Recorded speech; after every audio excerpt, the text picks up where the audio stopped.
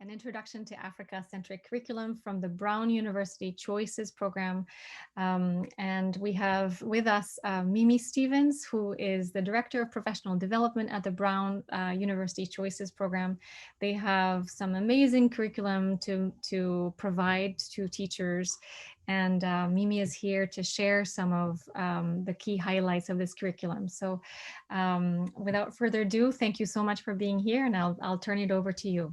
Okay, great. Thank you so much, Elsa. So hi and good afternoon, everyone. Thank you for attending. I know it's probably a beautiful afternoon wherever you are. And given how stressful this teaching school year has been, I think it's wonderful that so many people are joining us this afternoon. So I'll jump right in with our webinar goals, and they're very straightforward. I really just simply want to introduce you to the curricular resources that are offered by the Choices program that concern Africa. And I hope by the end of this webinar, you are excited to use at least one of the curriculum units and perhaps more than one. And so to do that, I'm going to start by talking a little bit about the Choices program, just quickly to give you an overview of who we are and what we do in case some of you are brand new to the program. And then I will walk you through our Colonization and Independence in Africa unit, and we'll try out an abbreviated form of our Analyzing a Missionary postcard lesson. And then we'll take a quicker look at the Nigeria unit, because if I've introduced you to the Colonization and Independence in Africa unit in detail, I think we can move a little bit more quickly through the Nigeria unit, because you'll have a sense of how our materials are structured. And then at the end, we'll take an even quicker look at a free unit that we have on racial slavery in the Americas, because I want everybody to get that unit and use that unit because it's fabulous and it's free for the next year. So hopefully everyone will want that. And I'll end by talking about how you are going to go about choosing to either get a 1-month trial subscription to the Colonization and Independence in Africa unit, or a 1-month free trial to the Nigeria unit. So that is what we will be doing for the next hour or so. And hopefully that sounds like a good use of your time. And so your job is really to listen to the different readings and lessons and activities that are found in both of these units, and then decide which one you want to try out. And then also we'll again talk a little bit about the racial slavery unit, which we can give to everybody for free for a year because of a grant that we got. All right, so the Choices program, as Elsa said, we are based at Brown University. We've been serving teachers for over 30 years, and we like to say that what we do at its core is that we democratize the research found at the university. So on the right-hand side, you see a screenshot of some of the different faculty that we work with to help us inform and write the curriculum materials that we bring to you. And so the job of the small writing team that we have at the Choices program is really to take that research found at the university level and package it into some type of curriculum that is useful and accessible at the high school level. And in the front cover of every Choices unit, you can actually see who the scholars are, what their background is in terms of their expertise in Africa or African history, African economics, et cetera. So if you're wondering where the scholarship is coming from that informs our curriculum units, you can find that right in the front of each unit. And here you see the Nigeria unit on the right and the Colonization and Independence in Africa unit on the left. So in terms of the Choices program, everything that we offer teachers, obviously we offer curriculum units. There are really 2 types of curriculum units. Our historical turning points units, which clearly these 2 units that we're looking at today fall into that category. And then we have current issues units, which look at currently contested international issues. So curriculum units are what you typically buy from us, but I want to be sure that everybody knows about our free resources as well. And I'll probably circle back to the free resources at the end of the webinar. So first, we have over 1,800 free videos on our website that everybody can use. You never have to buy a unit or get a unit or anything. All of the videos are free on our website, and I hope to have time today to show you one of them. Second free resource that I hope everybody uses are our free Teaching with the News lessons. So these are short 1 to 2 day lessons that are built around different events breaking in the news. And I can show you, if you're new to Choices, at the end of the webinar, I can show you where they are on our website or answer questions about that. And then finally, we offer lots of different types of professional development. I also wanted to share with you our DIAP rubric. This is our list of standards that address different issues around diversity and accessibility. And so we try in all of our curriculum units to produce material that includes these different standards. And the ones, I'm not going to read through each of them on the webinar. If you're interested, I'm happy to send you a PDF of this DIAP rubric. But the ones that I want to really draw your attention to are the ones circled in red, which are that we try hard to include non-elite perspectives in our units. So we try to tell the story in history about what average people on the ground in the streets were doing, not just sort of the top level story. Okay, we also, secondly, the second circled standard there is that we try to include diverse visual representations that really present a wide range of perspectives. And then the final one talks about student learning styles. So you're going to find in our units that we're not having students simply read text and answer questions. Nothing wrong with that. That's a great thing to do. But we try to bring in artwork. We try to bring in literature. We try to appeal to a wide variety of learners. And I see someone already chatted in, please send me the PDF. Happy to do that. Also happy to take any questions or comments at all in the chat box. And I'm going to stop at various times during the webinar to take your questions and have a bit of a discussion. So that's the DIAP rubric, and you all will be the judge whether we hit the mark with these two units or not. So the last thing to say just generally about the Choices program is that all of our curriculum units really contain 3 different components, and I think it's helpful to keep those components in mind. Every Choices unit includes student readings, and so those are anywhere from like 40 to 60 pages if you're looking at a print booklet. The Lexile level is about 1100, so the units are written for about a 9th grade reading level. Certainly we have teachers in the middle school that use our materials. We also have plenty of college professors who use our materials. But every unit, again, comes with student readings. It comes with lessons, and I'm going to walk you through what the different lessons are in each of these units. And then again, those videos that I mentioned.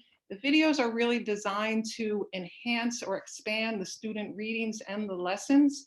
But again, they're a great standalone resource, and all of them are available for free on the website. So 3 components that you're going to find in any Choices curriculum unit. Okay, so let's look now at the Colonization and Independence in Africa unit.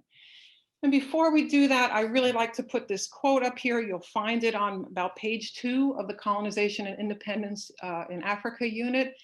And I put it up here because I think one of the important points we try to make in this unit is that we really try to bring in African voices. So often if you are using a textbook to cover the period of colonization in Africa, it's hard sometimes to find where African voices are. And what you're going to find in this unit is that we try, actually in both of the units, we really try to bring to the forefront African voices and African perspectives.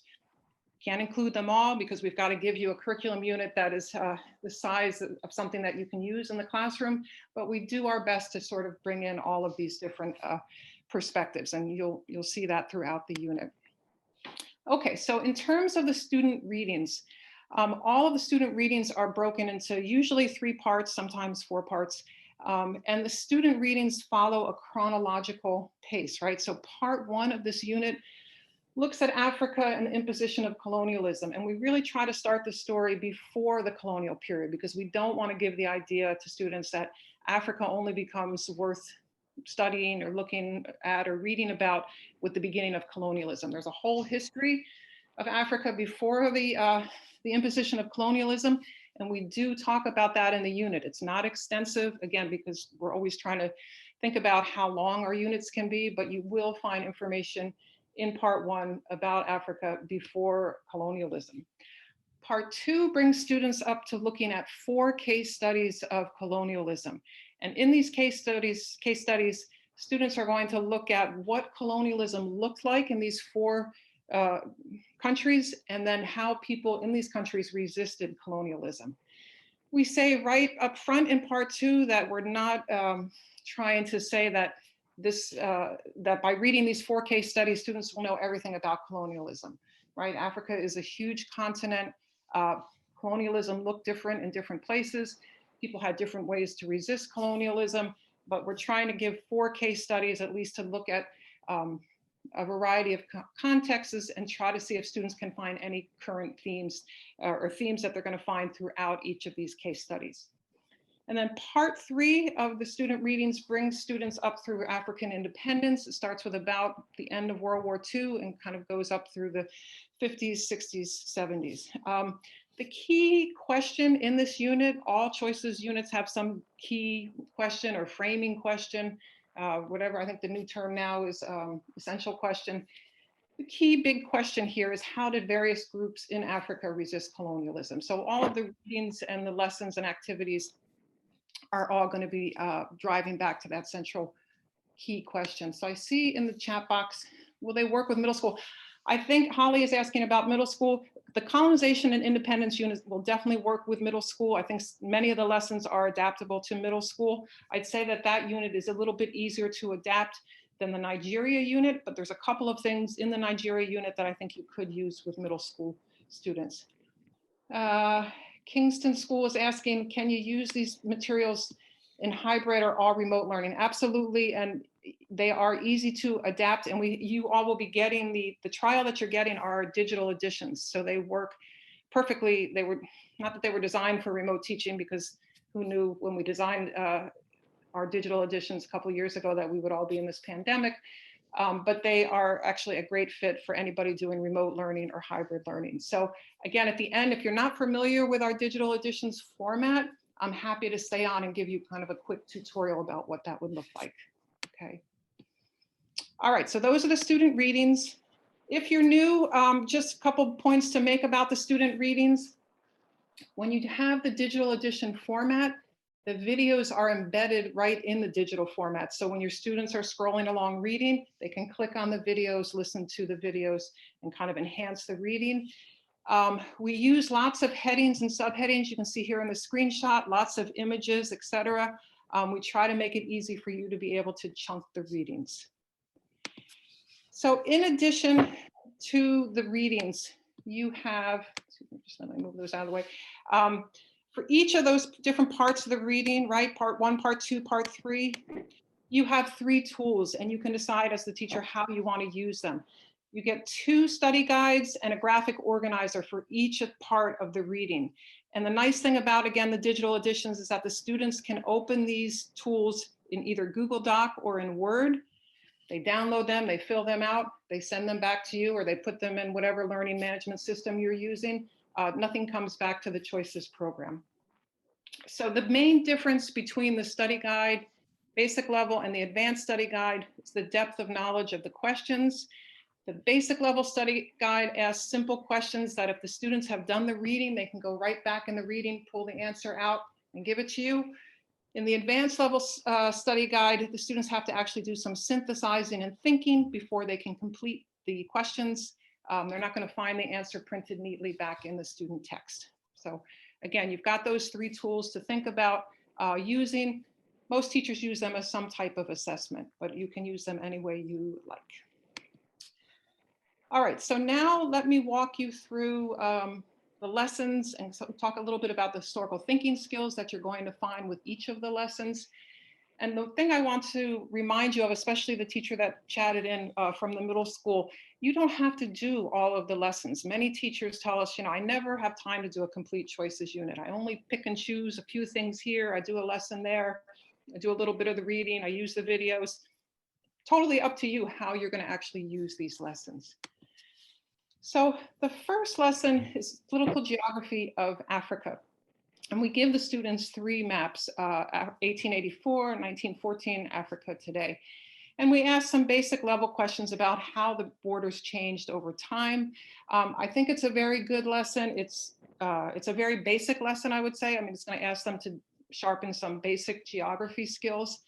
The thing that I always like to do with maps, especially when I have maps that show change over time, is before I even give students the questions that come with this lesson, is I'd like them just to look at the maps and think about how things have changed and come up with their own questions, their own I wonder statements or I observe statements. So they might say, well, you know, on one map I see empire and state a lot, but now I don't see it so much in the more current maps. Why is that? Okay, so let them come up with their own questions just from observing the maps before you give them our set of essentially introductory questions, if you will. All right, a couple of good videos that we have to go with this lesson. Reading maps, how to analyze a map. We did a series of videos with the Boston Map Library. So you see Michelle LeBlanc, the map librarian there. It's kind of a nice introduction to how to actually look at and read a map. And then we have another video, which is more specific to this unit, which looks at how European countries divided Africa. And that's kind of an interesting video to show either as an introduction or to wrap up the lesson, or just to provide more support for that lesson. Lesson number 2, source analysis. So this lesson has students looking at an event that happened on the Congo River in 1877. Okay, and they're going to have 2 different viewpoints on what happened. And they're going to have to answer some questions about what one source says and what another source says and how they differ. It's an interesting lesson. Students tend to kind of get a lot out of it.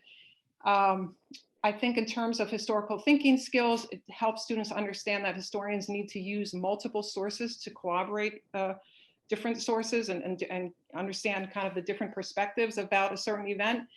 If I wanted to jazz this lesson up in any way, I would try to find additional sources to bring in, because sometimes I think 2 sources are not enough. But you can see if you want to use it just with the 2 sources that we provide. And again, here I suggest maybe looking for additional primary sources or even some secondary sources to enhance or expand this lesson. Lesson number 3, photo analysis. This has students looking at a missionary postcard, and they're going to be thinking about, besides trying to analyze the postcard, they're going to be thinking about the benefits and limitations of using photos as a historical source, and also have them think a bit about the role of missionaries when looking at the colonization period in Africa. It also helps students think about the role of bias in analyzing any type of image or any type of primary source. And this is the lesson that we'll try out in just a minute, so I'm not going to say too much more about that lesson. Lesson number 4 is called a Kikuyu Fable, A Tale of Resistance. Certainly our middle school teacher could use this one. Don't be misled by the term fable. If you are a high school teacher, you could certainly use this lesson. It's a very straightforward, creative fable, if you will, and the students have to kind of interpret it and try to take meaning from it. And what does it tell us about African resistance? One of my favorite lessons, I'll leave it at that. It also, in terms of historical thinking skills, helps students think about the role of oral history or oral traditions in historical inquiry. So those lessons lead students up to those case studies, which is really the kind of the central lesson in this unit. If you are an old-time user of Choices materials, you might be saying, okay, where's the role play? Just heads up, there's no role play in this unit. There are just these case studies. And so each of the case studies has a organizing question, and you see the questions here, okay? And again, as I mentioned earlier, we make the claim right up front that we're not trying to cover all experiences of colonialism, because if we did, you know, the book that we give you would be 8 times as big. So students are going to read. I would suggest that you actually break the class into 4 groups. Each group get one of these case studies to read. If you have the luxury of time, the kids can read all 4 of the case studies. And the case studies really try to help students answer these 4 key questions that you see here on the left. How did the place become a colony? What was life like? How did people resist? How did this country gain independence? And so students will do the reading, and then they're going to give an oral presentation to the rest of the class. We give you some graphic organizers for the kids to use while listening to the oral presentation. There's a suggestion in the unit that you could have the kids create a political cartoon that expresses different perspectives about the particular case study. I don't know, I kind of on the fence about that. I also have put here on the right-hand side African views with the S underlined and in red, because I think in this unit in particular, you need to kind of keep saying to the students over and over again, we're talking about European views and African views. And in reality, there's kind of no such thing as one African view, right? We're going to look at some African perspectives and some European perspectives, but we've got to help students sort of break that apart and understand that African views is kind of shorthand for the fact that there are many, many, many different viewpoints. Okay, so for each of the case studies, we also give you historical excerpts. So the students are going to be reading excerpts from with the British, for instance, with the Ghana lesson, British perspectives. Oh, and sorry, the Kenyan perspective, the Kenyan case study, British perspectives and Kenyan perspectives on what colonization was like in this country. So again, students are going to be hearing different perspectives. Many of the perspectives are, no surprise, include racist viewpoints. And so you want to make sure that that's appropriate for your students, or at least they understand that that's what they're going to be reading. One thing that I would do to dress up this activity, since it's really a multi-day assignment, is I would try to add some images, because I think that helps students sort of visualize the time and the place. And I'm happy, if you tell me you want the PowerPoint, I'm happy to send you the PowerPoint. So here's a couple of suggestions about where you might find additional images. So there's some images throughout the student reading, but again, I think the lesson could be beefed up by bringing in additional images. And then there's two culminating lessons. There's the first one is the All African People's Congress. So this is going to look at sort of the time and place and circumstances that brought independence to other African countries. And it's a nice lesson because they've got to look at a variety of types of data. They're going to look at some charts and graphs. They're going to make their own chart. They're going to have to do some reading. So it's a nice lesson that draws on different skill sets for the students. And then the final lesson is a DBQ assessment. Most choices units that have been produced in the last few years include some type of DBQ assessment at the end.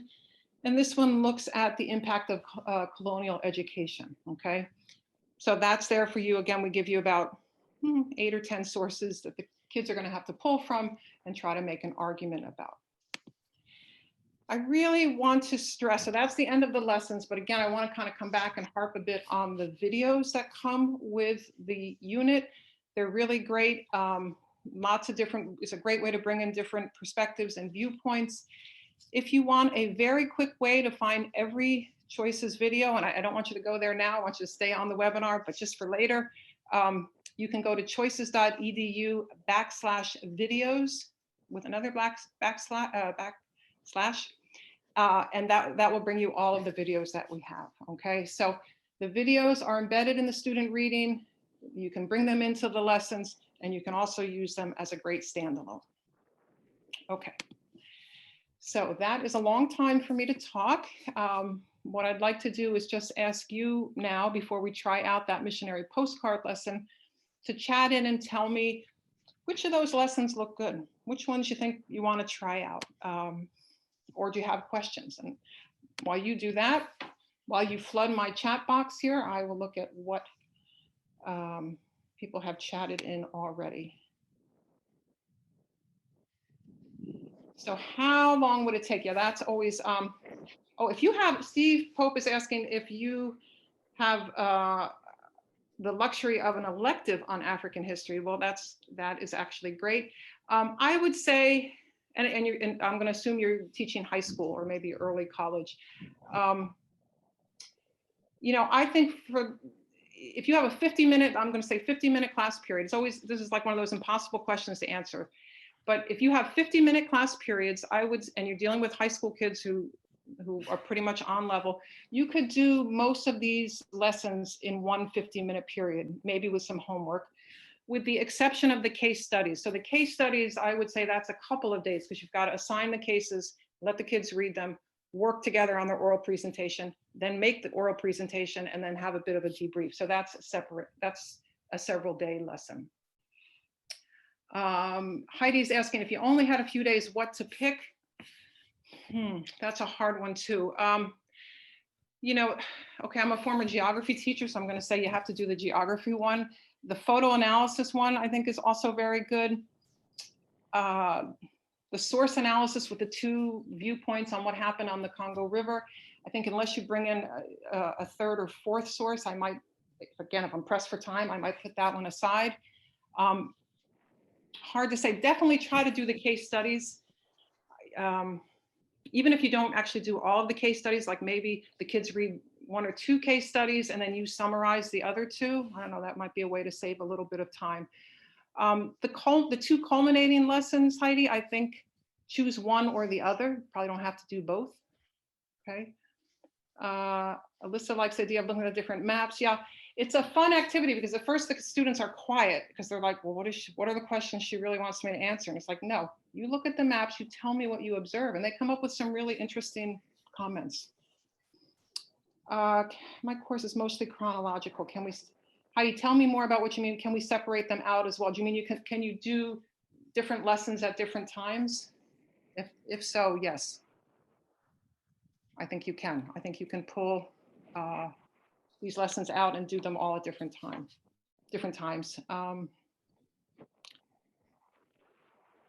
Emmanuel, you're looking for materials to supplement students' reading of historical fiction, and the image archives maps all seem promising. Great. Okay, good.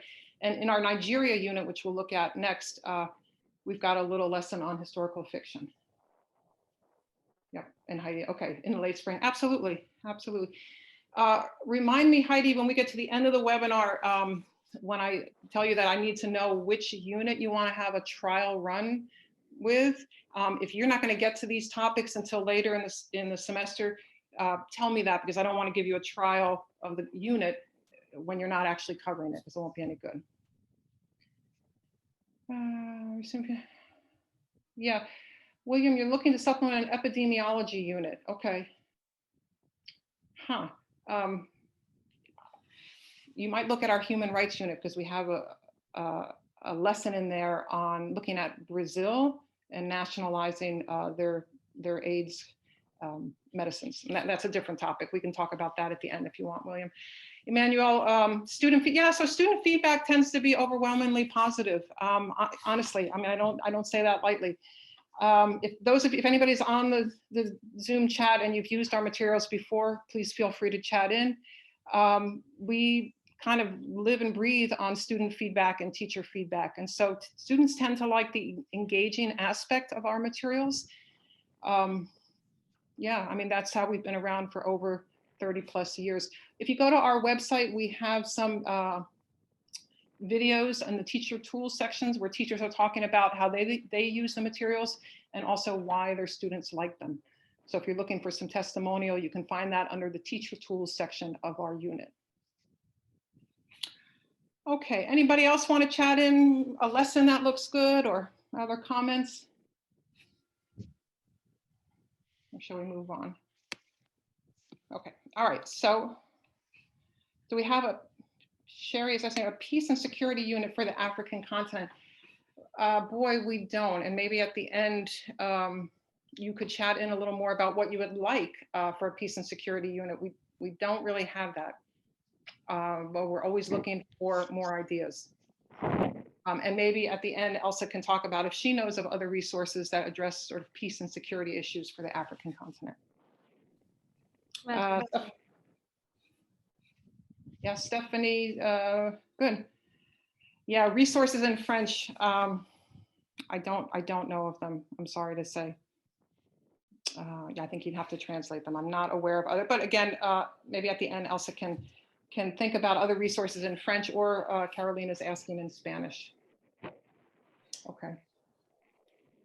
All right. So let's try that. I'm going to move and keep putting things in chat. We'll come back to it. What I'd like to do now is just try out a little sampling of this lesson that I mentioned about the missionary postcards. So again, drawing on the way I was explaining that geography lesson, what I'd like you to do is just look at this missionary postcard. I've covered up a few little things. And just chat in, what do you see? All I want you to do is look at it for a minute and tell me what you see.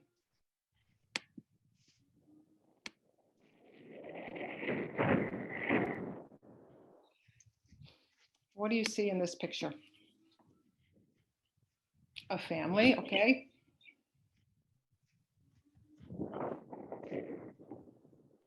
Oh, Kingston School, a matriarch in the middle. Very good. Older photo, grandparents, one mom, her kids dressed in Western. Good. Yep, this is a sharp group. Anybody else see anything? Yeah, okay, women with head coverings, okay, good. No shoes, good. And again, if you're doing this with students, we give you there's a PowerPoint with this. You don't have to create your own, no shoes. Okay, good. So when and by whom was the photo taken? That's the next thing I would ask my students. After I gave them a chance to really look at it, when and by whom was the photo taken?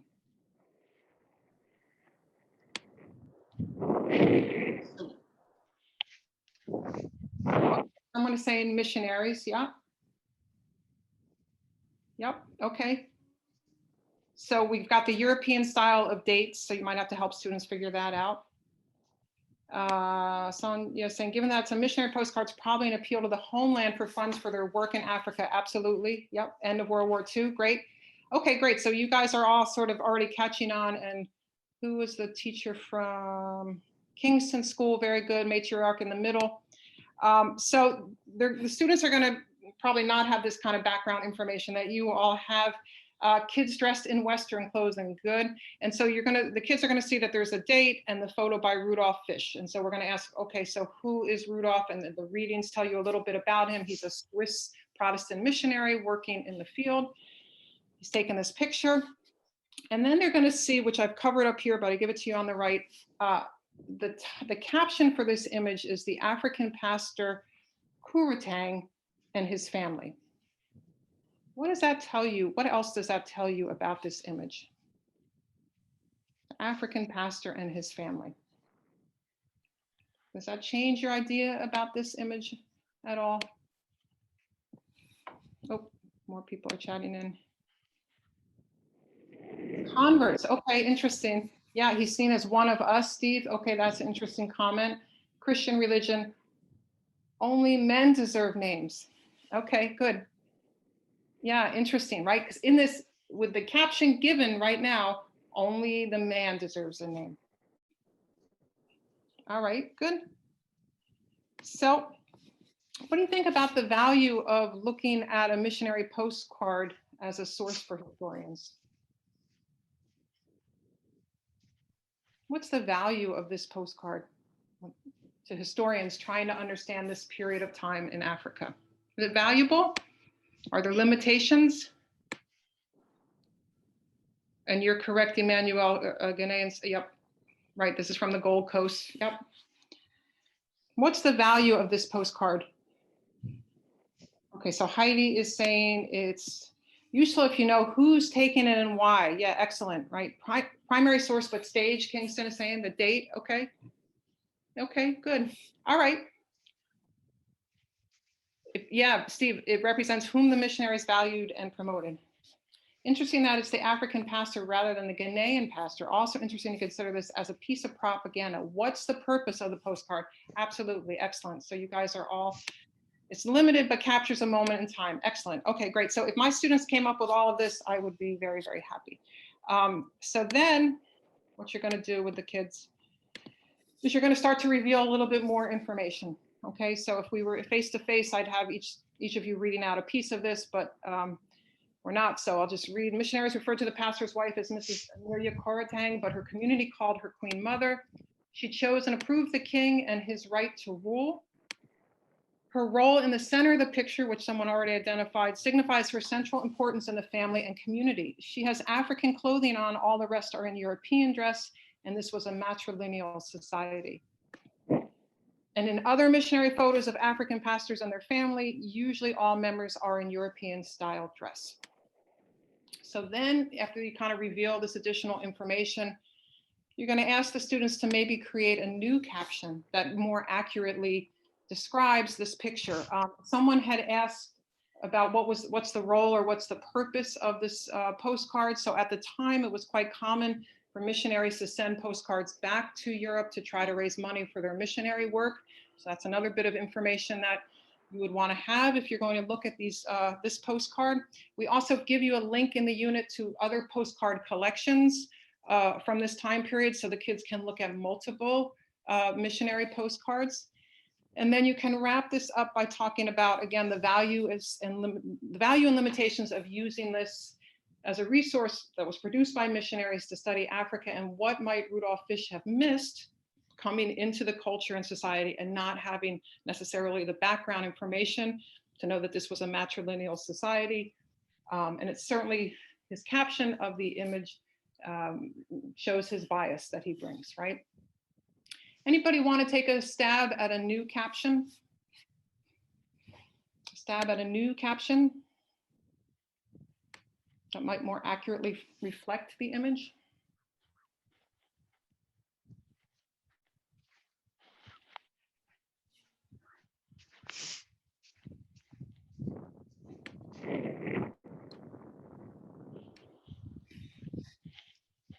No, nobody wants to take a stab? You're going to ask your students to do it?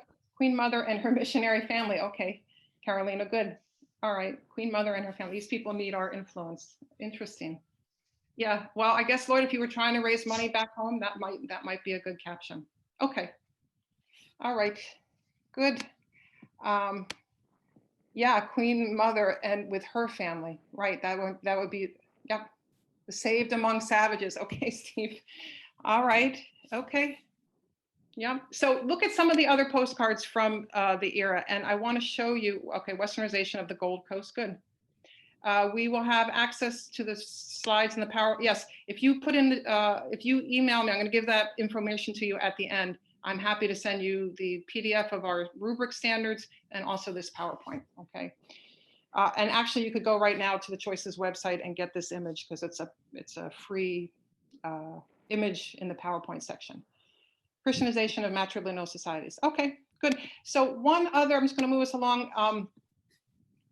On our website, when you get the unit, there's a connection here. You can kind of go to this other, I give you the link to this other video. This is not a Choices video. This is just a video on Vimeo where there's a British historian, Paul Jenkins, for about 15 minutes, kind of walking you through and analyzing this image in particular and talking about the availability of other missionary postcards. My personal opinion is that the video, while very informative and interesting, it's a bit slow for students. Maybe not, that's just my opinion, but I definitely think it's worth teachers watching it and kind of gleaning more from it as well. So you can decide if you want to look at this image, look at this video of this historian dissecting the postcard or not, or use it with your students or not. And again, in the PowerPoint, I give you the link to this video. Okay. All right, so now how are we doing on time? Okay, we're good. Let's take a look at the Nigeria unit. I'm going to move a little more quickly because you kind of have the outline already of student readings, lessons, videos. We'll take a look at that. So the framing questions here, I really like to kind of break down a little bit more than giving you one broad question. You see them here. What historical events have shaped Nigeria's past and present? How have Nigerians experienced and responded to different events? And how do Nigerians envision their future? So throughout the readings, the lessons, the videos, we're always kind of driving back to these three broad questions. The last time I did this webinar, there was a participant from Nigeria, and he felt like the unit didn't address the multi-ethnic and multi-religious dimensions of Nigeria. And I do want to, that's why I put it here on the right-hand side to remember to tell you. I want to assure you that throughout this unit, we talk in depth about how Nigeria is a country, for sure, on the map, but it includes many different ethnic groups, many different religions, and that has played a really important role in its history and continues to play an important role today. So we have a great video that I'm not going to show you this one, which asks students to think about, why should we study Nigeria? And we give a couple of good reasons for it.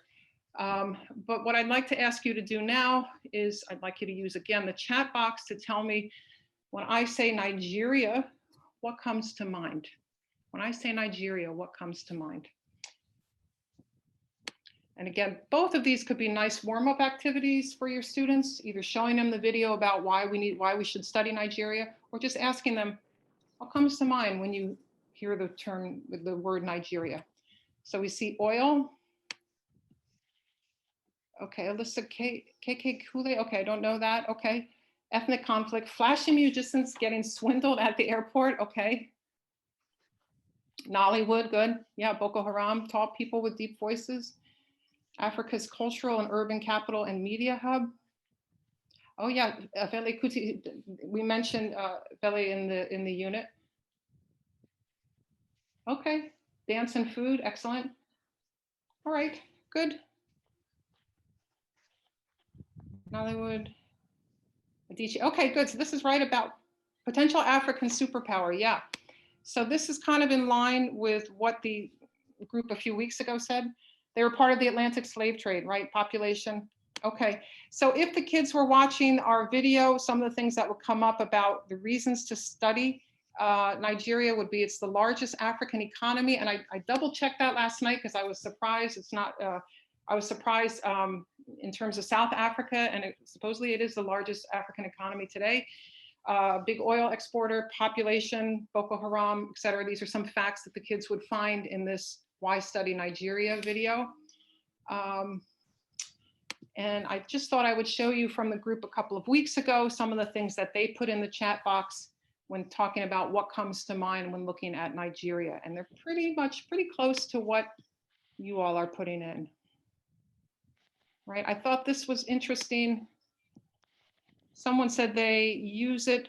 I use Nigeria as an example of devolution in AP Human Geography. I thought that was interesting. I believe AP CompGov still covers Nigeria. It's one of the 5 countries, I believe. So kind of interesting to think about connections there.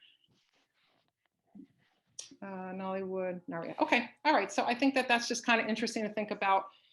I think it'd be interesting to hear what your students say when you ask them what comes to mind when you think about Nigeria. Okay, so the student readings, this is a bit of a longer unit. Again, student readings follow a chronological order. Part 1 looks at pre-colonial Nigeria, before Nigeria was called Nigeria, and we do that in part because we don't want students, again, to think that the only reason we're going to study the colonization period is, or that Africa is only worth studying when we're looking at colonization. There's a whole long history before that. So that gets covered in part 1. Part 2 looks at the colonization and independence period. You see that here up to about 1966. Part 3, independent Nigeria, and then part 4, democracy in Nigeria, which goes up to 2017, and that was when the unit was produced. We try at Choices to constantly update our units, but we are a very small staff, and so we don't get around to them as often as we'd like. So this unit has not been updated since 2017, so it's not going to cover anything from 2017 to 2020. Okay, again, the videos in this unit I think are really pretty spectacular. So even if you end up choosing the Colonization in Africa unit and not the Nigeria unit, please go on the website and use all of the videos.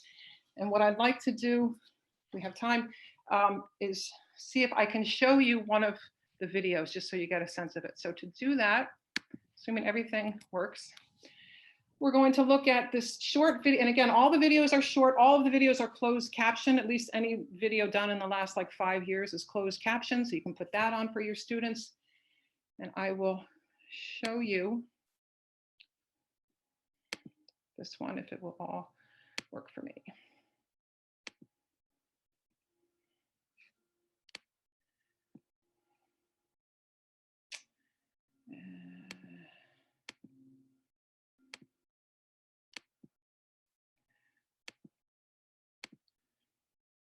So now I'm going to screen share.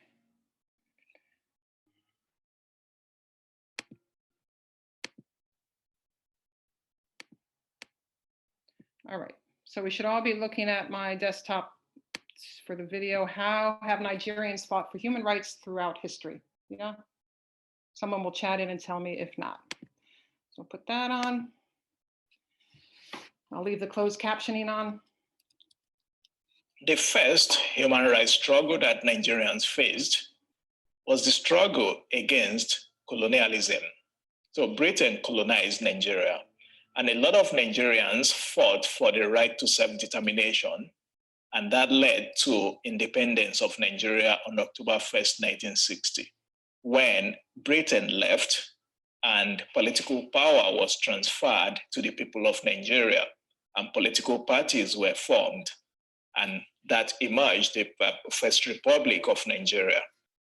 But in 1966, the military took over power in Nigeria. They overthrew the elected First Republic government through a coup d'etat.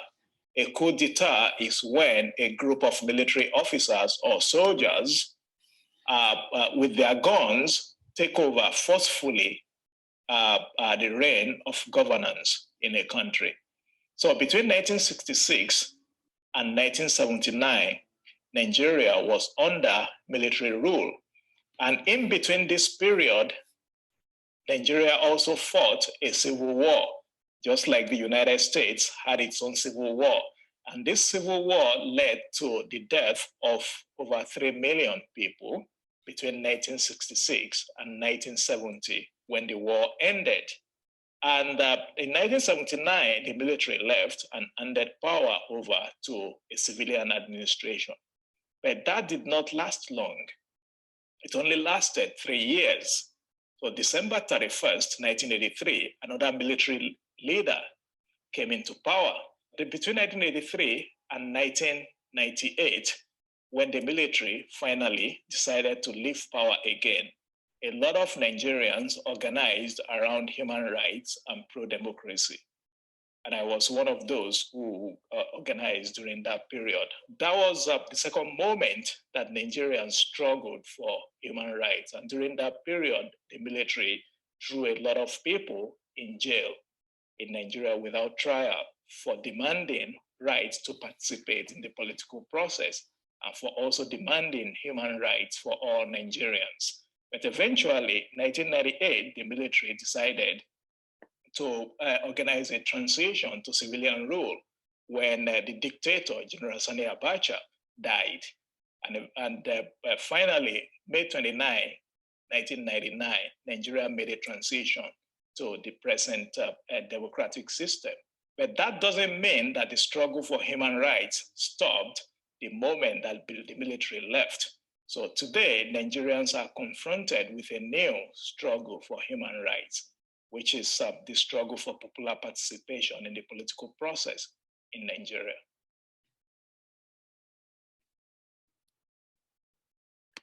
All right, so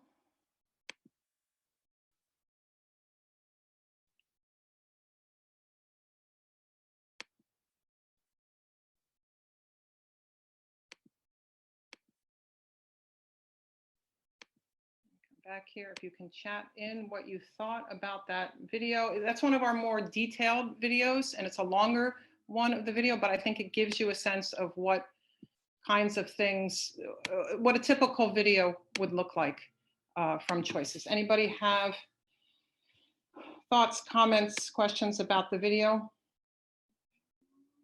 It seemed like something that could be useful. It's kind of an addition, maybe for kids who are reading the student text, but want a little bit more information to kind of go along with it. I think I like that it provides, yeah, as Heidi's saying, an overview chronologically. Absolutely.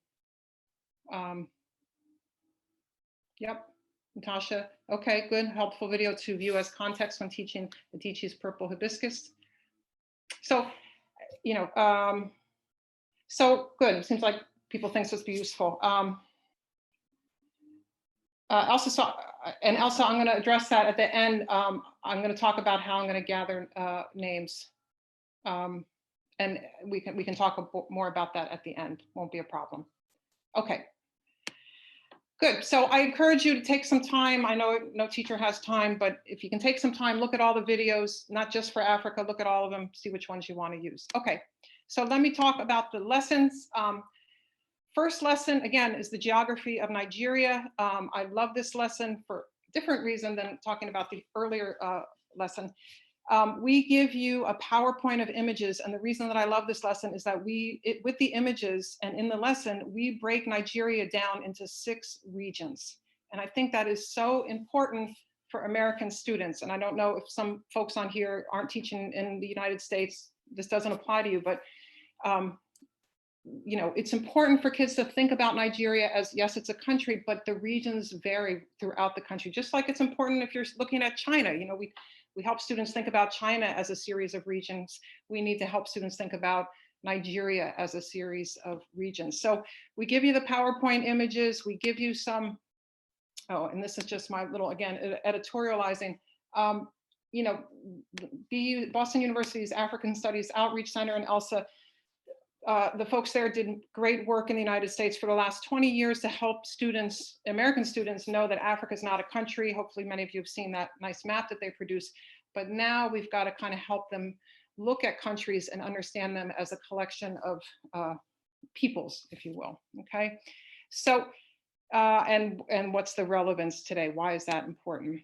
So in this lesson, we give you a set of maps about Nigeria, looking at population density, Nigeria and its neighbors. We ask some basic questions. There's a nice video that can go with this lesson that talks about different regions in the area and what they thought, how people thought differently about independence. So great introductory lesson, a lot there, and you could extend it for several days. I would also encourage you, this isn't in the unit, but it's something I would do as a geography teacher. I go through the readings and pull out different terms that you're going to find in part 1, part 2, part 3, part 4, etc. of the unit, and have the kids map those, put them right on that blank map of Nigeria, so they get a visual representation in their mind about these different groups that they're reading about, okay? Second lesson in part 1 of pre-colonial Nigeria is interesting. It has students looking at a slideshow of different artifacts from pre-colonial Nigeria, analyzing them as a primary source, asking questions about them. You know, where did this artifact come from? Who made it? How would you describe it? What do you think the artifact's purpose was? And so even if they don't get it correct, even if they can't figure it out, they don't know what the purpose was, etc., you're helping them to build the inquiry process, and you're helping them to look at artwork from pre-colonial Nigeria. Again, great video by Ian Russell from Brown University, who's the art curator on campus, and he talks about how to analyze a work of art. So if you have students who aren't necessarily used to analyzing artwork, this might be a nice introductory video to try out. I also like this lesson because you can bring it up to current day. So we're looking at these older artifacts, but it gives you a chance to talk about the looting of African art, right? And where is that discussion today? And how can we bring that up to current day about, you know, who owns these artifacts and how do African countries get them back? And in the PowerPoint, I give you several links to articles that you might want to use to cover this topic.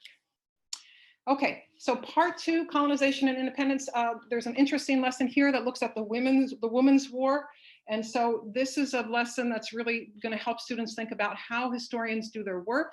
So there's an event that happens in a marketplace in Nigeria. I think the year was 1923, but 1929, I'm sorry.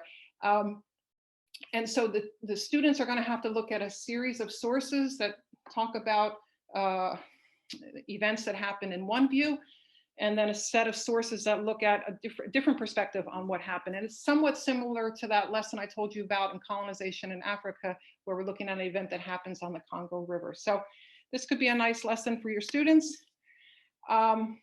Next lesson is the role play. There is a role play in this unit, and this role play has students looking at events in 1966, which you heard on the video was when there was a civil war in Nigeria, and there were different groups of people who had different viewpoints or different perspectives about what the future of Nigeria should be. And so as the teacher, you would assign students to either one of the 3 viewpoints, which there were hundreds of viewpoints, but for purposes of the curriculum, we've got to put it into somewhat of a neater package. 3 main viewpoints: Eastern secession, yes, Nigeria should break apart.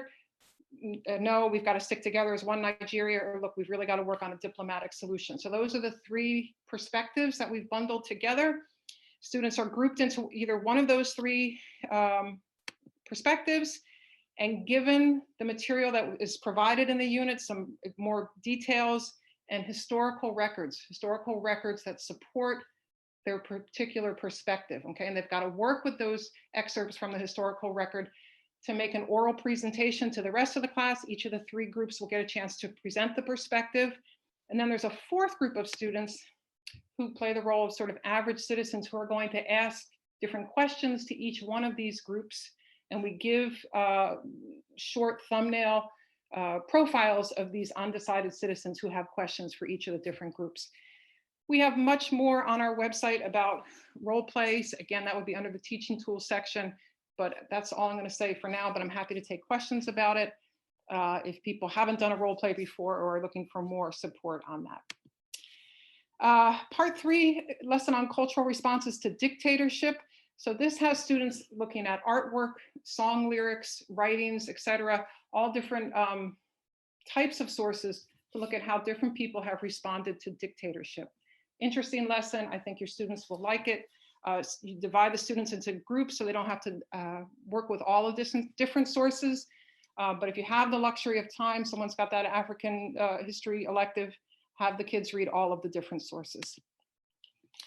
And then part 5, the democracy in Nigeria, that has 2 lessons. First lesson looks at the media coverage of the Niger Delta conflict. So what is that about? What's the story with oil? Students are going to look at how different newspapers have reported on the conflict. They're going to do some data analysis and media analysis, both skills that are pretty important to have today. So I think that that's a really good lesson if you're covering this time period in Nigeria. And then again, as I said earlier, the unit ends, or one of the concluding activities is a DBQ assessment where students have to look at the events that happened in 66 to 70 around that time of the Civil War and decide, did Nigeria experience a genocide? Yes or no? And they're going to look at different conflicting documents and they're going to have to cite their evidence to make a case. And then the final lesson, as I mentioned earlier, is on historical fiction. So students are going to have a chance to read excerpts from these different publications and think about the value of using historical fiction to understand history. So different type of unit than the earlier one that I explained, the colonization in Africa unit. This is a bit of a longer unit, but it's really focused more on, you know, just one country and its history as well. So I'll stop there and look at the chat box and hear from you about which of those lessons sound interesting, which ones sound too difficult, which ones sound easy, etc. Or just comments, like, does it look like it's something that you will find useful in your classroom?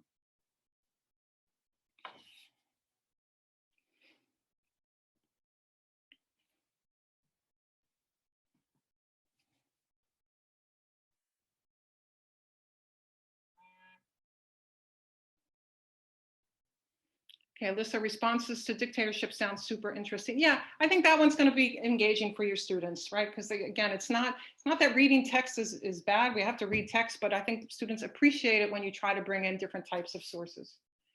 Could you use the dictator lesson on a unit on dictator? Yeah, I think so. I do. Heidi, I think that would be absolutely true. You could definitely use the dictator lesson on a unit on dictators and authoritarianism. Share the link to your website pages, Charlotte. Yes, I'm going to put that in right now. Hold on, I've got everyone in the meeting. The main website is wchoices.edu.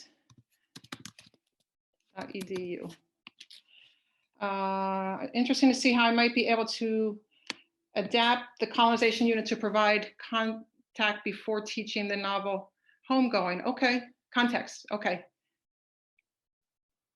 Yeah, I don't know that novel, so I don't know, but I'm sure you will find a good way. What level of background knowledge do you think is required for students to get the most out of these units? Susan Sparrow is asking that. I think, again, even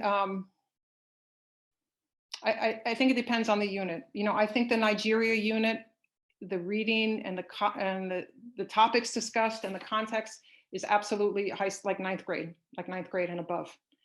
I do think the colonization unit, perhaps with some teacher summarizing and kind of, you know, working a bit with the readings and kind of not necessarily doing all the readings. I think middle school kids could do that. In terms of like actual background knowledge, the units don't really assume a lot of background knowledge, either one. But certainly if you're using either in a ninth grade level, a ninth grade classroom up, I don't think that students would have too hard of a time with it. Carolina is saying, I really like them. Yeah, in my Spanish class, maybe just reading for the daily 15 minutes reading time, possibly, yeah.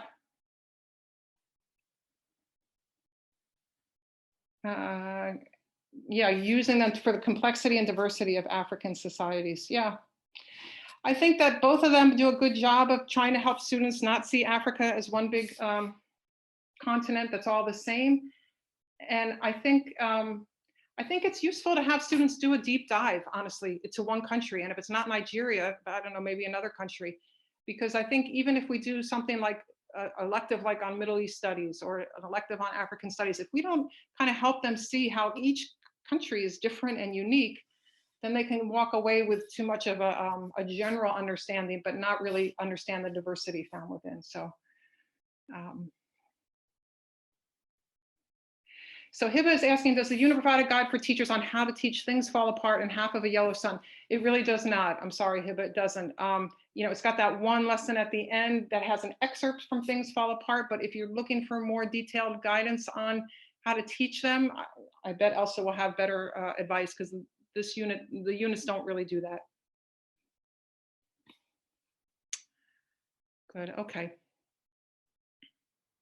All right, anybody else want to chat in something before we talk about the other free resources and how to get kind of the details about how to get you to choose one of these? All right, let's move on. Okay, so in terms of other resources, I just wanted to mention a few things. Choices program does have another curriculum unit that I'm not going to really talk much about on South Africa. It's called Freedom in Our Lifetime, South Africa's Struggle Unit. It's a totally fine unit. There is a role play that looks at 1961 and different perspectives on what people should be doing about apartheid. The limitation in my mind of this unit, though, is that it really focuses only on apartheid. So if that's what you're covering in your classroom, great, go ahead and buy the unit. If you're looking for something that's more, that looks more broadly at South Africa, then I think there are maybe other resources that you might want to consider, and probably Elsa can tell, I know Elsa can tell you about a great resource from her center that looks at South Africa. So the units there, if you're looking just for that particular topic within South Africa, you might find it interesting. But regardless, you can certainly use all of the videos that come with the South Africa unit, because again, they are all there for free.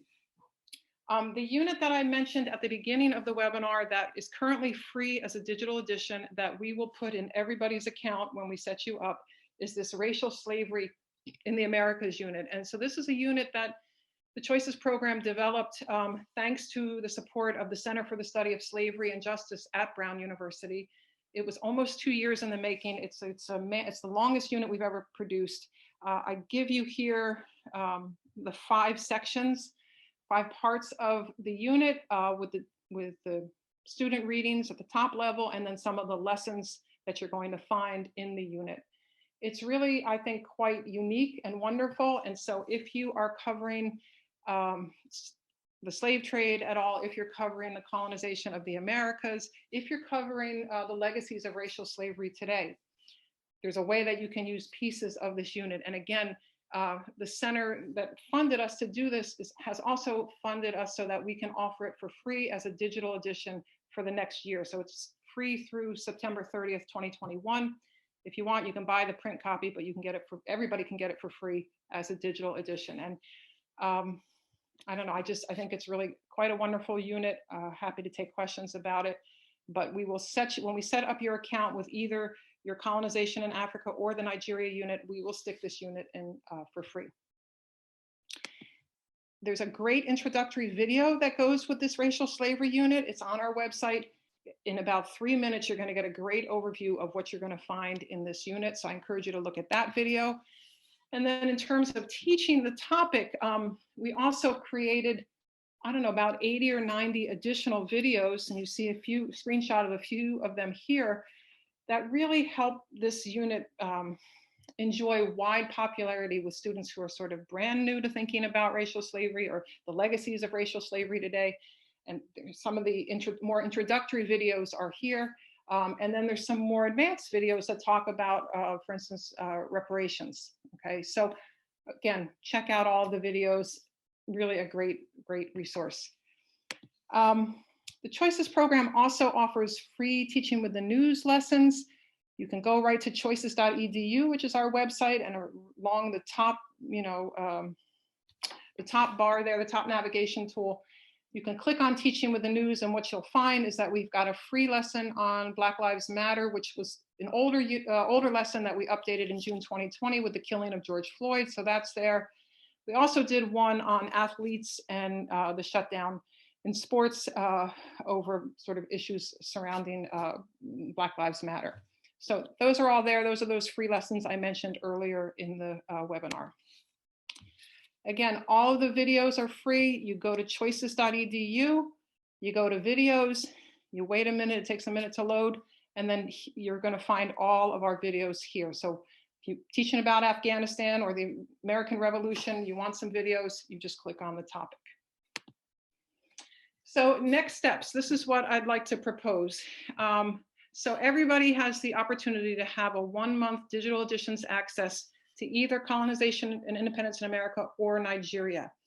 I think what would be easiest for all of us, and Elsa, if you disagree, please let me know, is if people could email me by Friday. Here's my email, and I'll put it also in the chat box, or else maybe you can put it in the chat box.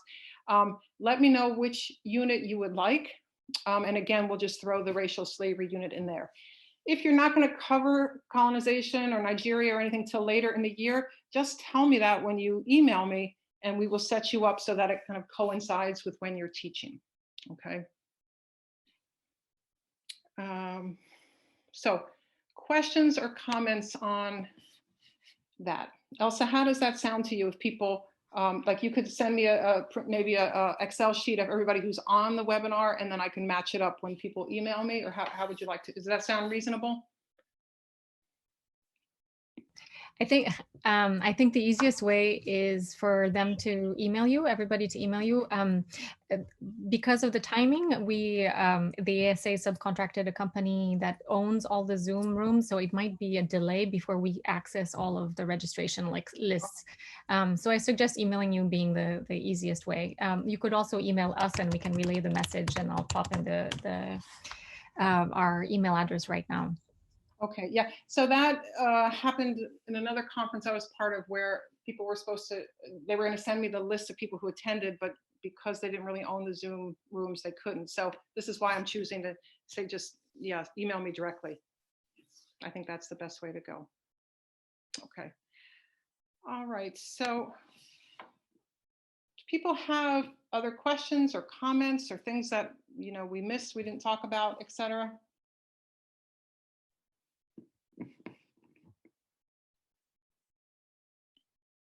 Or even general questions about the Choices program. It doesn't necessarily have to be about either of the units or about the racial slavery unit.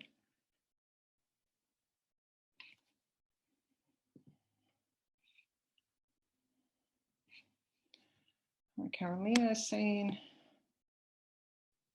thank you. So Steve, the cost of a unit is, if you want to get a 2-year digital license, it's $45 if you want to get for 2 years. If you want to get the print copy of a unit that you would own forever, it's $43 plus whatever the shipping is, a couple bucks for shipping.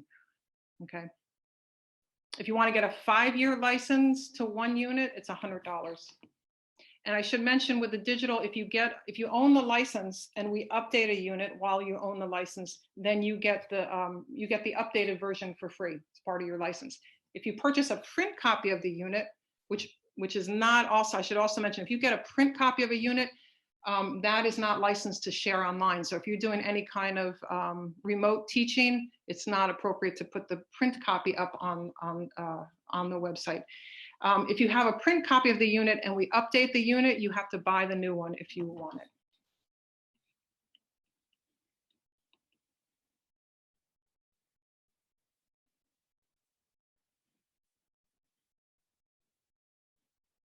Okay, all right. So Elsa, did you want to talk about some other resources at your center? Yes. Many of you had some really great comments. I just want to add that, as you know, the Boston University's African Studies Center outreach program, which I lead, has a number of great resources to provide to you on a number of topics. And I'll just link our webpage right here.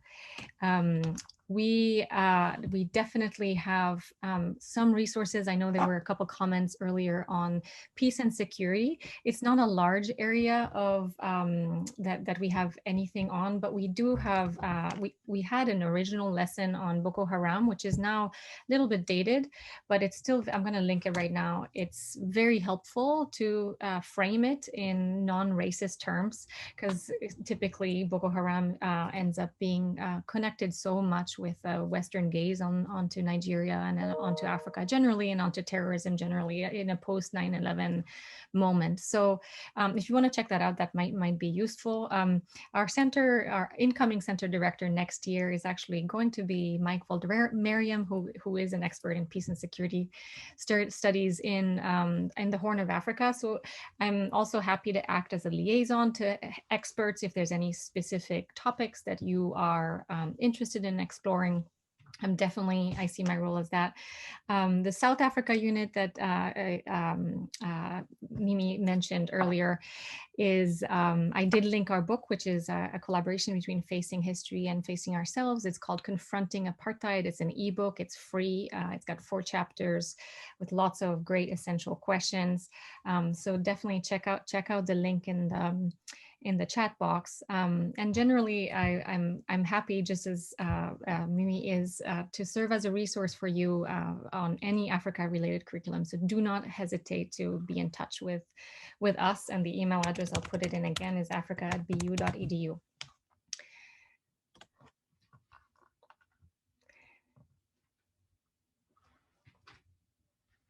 Does anybody have any questions or comments? Any last things to add? Okay.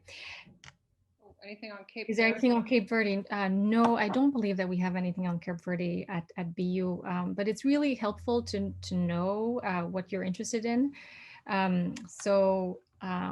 So yes, definitely don't hesitate to email, and that can also fuel some curriculum writing. So it's good to ask, it's good to bring up. And I want to also mention, 2 of you in the chat box said that you're interested in French and Spanish materials. That is an ongoing challenge. I recently had a conversation with a colleague and a friend who was looking for Spanish resources for 6th grade, and it's very, very tricky. And I unfortunately, my knowledge base doesn't extend to French and English as far as content. But it's worth pulling together our collective resources and our knowledge if we can help each other with this. A question for you, I think, Mimi. The units are licensed as single teacher license. So if you buy a print copy or if you get an individual license, the idea is that it's for you to share with all of your students, whether you teach 10 students or 1,000 students, it doesn't matter. What we ask is that you don't share, the idea is that you're sharing it with the other teachers. If other teachers want a copy of the curriculum, they should really purchase it on their own. Especially with the digital, it's not very easy to share it. Certainly a print copy you can share, but we ask that everybody buy their own copy. That's the way that we stay in business. We are based at Brown, but we are totally dependent on our sales or on grants that we get. So we are kind of like a self-funded little entity within Brown. Our center, we don't have anything on Ethiopia or DRC or Mali, unfortunately. I would love to, I'm hoping that maybe when the Title VI centers come up for funding again, which also you would know when that is more than I do. It's not really on my long-term view, but when they come up again, I would love to find centers that would like to partner on creating more curriculum units, because I think we only offer 3 on the whole continent of Africa, and there's lots more that we could do. So just a matter of time and resources, really. Absolutely, yes. And I think with the COVID-19 situation, there has been much more collaboration than there ever was, just because physicality doesn't matter as much anymore. And in fact, this whole conference was organized collaboratively among the Title VI centers, and we will be up for renewal next year. So sure, okay, all right, good. All right, any other? I just read the screen, awesome, okay, all right, good. Yeah, it's my favorite slide.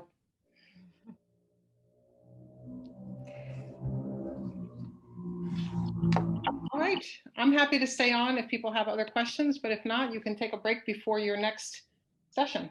Yes, I want to thank you. Very grateful that you are here and sharing these amazing resources, which are so helpful and so comprehensive.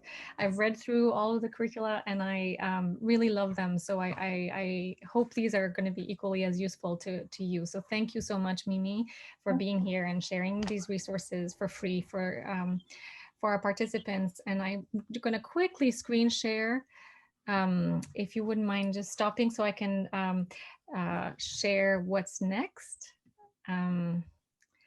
As far as the sessions, I know you all have access to the sessions, but the upcoming and the last and final session of the day before our documentary showing Black and Black this evening, starting at 7 p.m. US EST, is Hip Hop in Africa, Cultural Roots and an Expressive Form for Youth, Kose, Creole and Colonialism in Mauritius, which is a session that I will lead, Afrofuturism and Literature and Film. And some of you who were interested in particularly in literature and literature on colonialism, there are definitely some resources on our website, but this might be an interesting session for you to attend. There's a session for elementary and middle school teachers, Introducing Africa, Racial Stereotyping and Environmental Justice by Barbara Brown, and Unteaching Myths of Ancient Africa Using the Humanities in Class Digital Library. That is a session led by the National Humanities Center that is forming a large repository of free resources for teachers. So you will be introduced to that. So thank you again so much. Thank you everybody for attending. Don't hesitate to write our email addresses for Mimi Stevens and also for myself if you want to follow up with anything. And we wish you a good rest of the afternoon. Hope to see you later. Yeah, thank you. Thank you all for joining us. Thank you, Elsa, for inviting me, and enjoy the rest of the conference. These sessions all look great. So thank you all so much.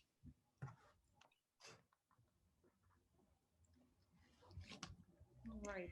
Elsa, good luck with your And next. it's absolutely okay, thank you, to unmute yourself. We've been doing unmutes at the end so that there's a cacophony of voices as needed. So please, yeah, don't hesitate if you want to just engage in conversation directly.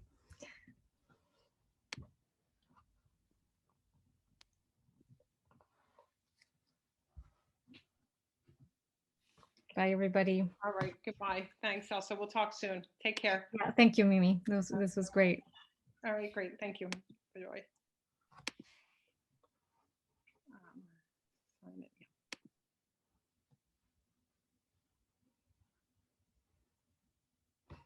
Bye. Thank you so much. I hope it answered your question as far as access. Oh, you're muted. Oh, okay. So bye, and we'll be in touch.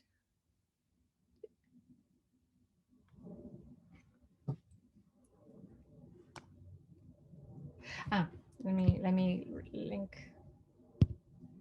Let me link to here. There we go.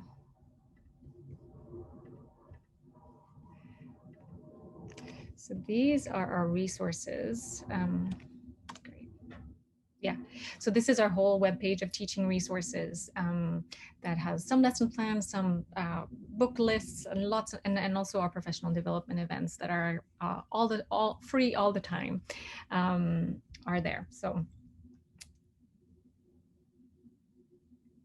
Oh, the next session. No, let me quickly share my screen again. The next session is this one.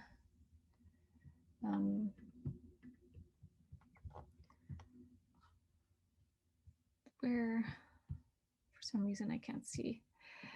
Next session. There we go. These are the next sessions. And so if you go back to the schedule, to the main ASA schedule, you will be able to choose in among those five topics.